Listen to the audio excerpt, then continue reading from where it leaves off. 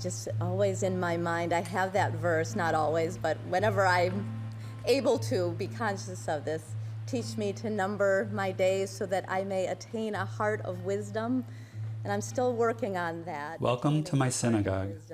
But I know one thing to be true and wise is that that's my sister Beth, a cantor. It's all about the people and the connections. These are my parents. Yesterday. And to be able to be here in the good times and the bad times. Across the aisle are the Kirschenbaums, dear friends who, in the most meaningful way, are family as well. Lived in this building, and to be able to be here right now. And this shul, Temple B'nai Shalom, in the small city of Benton Harbor, Michigan, is where I grew up. Beth leads us in Hinei Matov, a song which in Hebrew means how wonderful it is for us all to be together.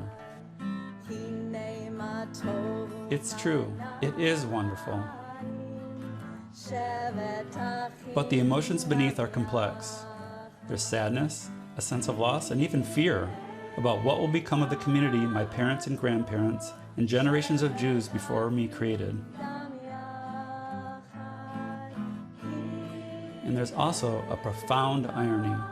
Our parents' generation forged us into becoming the people we are, all committed on some level to our Jewish heritage and faith. And with all that, we ended up doing what they encouraged us to do. We left. And though we come back to visit, we cannot help but wonder, will it live on?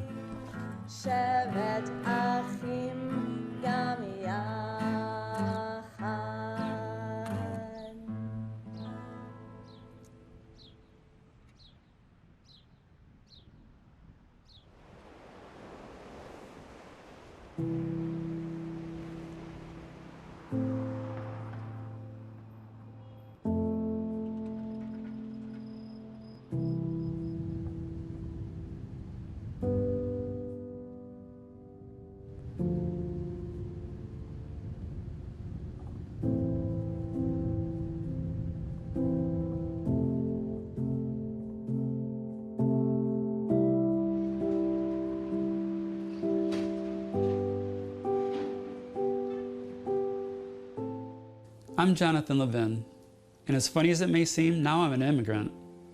Some years ago, I moved with most of my family to Israel. And now Haifa, the country's third largest city, is my home. I'm a clinical social worker. In the virtual age, I work in the modern way. I see clients online, the majority from the US, and can do that from just about anywhere. I've adjusted. Life in Israel is another world from Benton Harbor, a place where being Jewish is a given, the norm. I mean, over the course of my life, I've gone from being part of a minority. Now I'm part of a majority. When I was young, it was my family, my friends, and my synagogue that supported my Jewish identity. Now it's my entire country. A lot of that's comforting, but some isn't. Becoming an Israeli has taken me far from my origins. That distance is what got me to tell this story. It just came upon me, the idea that my roots, my family, and my family friends, it all stems from this core connection to Benton Harbor. A connection between my mom and someone who's really close to her. Someone who from a long time ago was just another kid in the neighborhood. Oswald's lived next to you, right? Yeah, about somewhere in there. Yeah. Yes. Right. Do you remember the night that their house burned? Do you remember the fire? Just vaguely.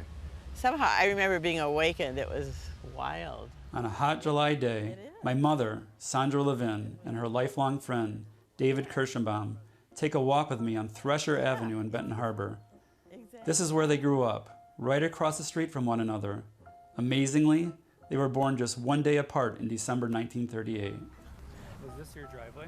I'm thinking it could have been. It had to have been. Yep.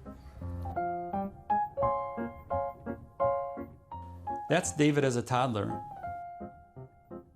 That's my mom, just a baby. Today, the old houses are gone, but as they walk the empty lots, they can bring it all back. You were another kid on the block, but you were special because you were Jewish. Yeah. And I liked you. Yeah. And that we played Yeah. ball together. Yeah. Basically. And you were there. There was a certain energy because of the projects after the war. The fact that this was not in most part, but in a large part, a Jewish community. Kosher, a synagogue. Orthodox synagogue. Another synagogue down the block. On a Mary City of David, there was another synagogue, which everyone forgets about. It's almost hard to imagine today, but these two, I want to walk to that back lot. now pillars in a fading Jewish community, grew up in a thriving one.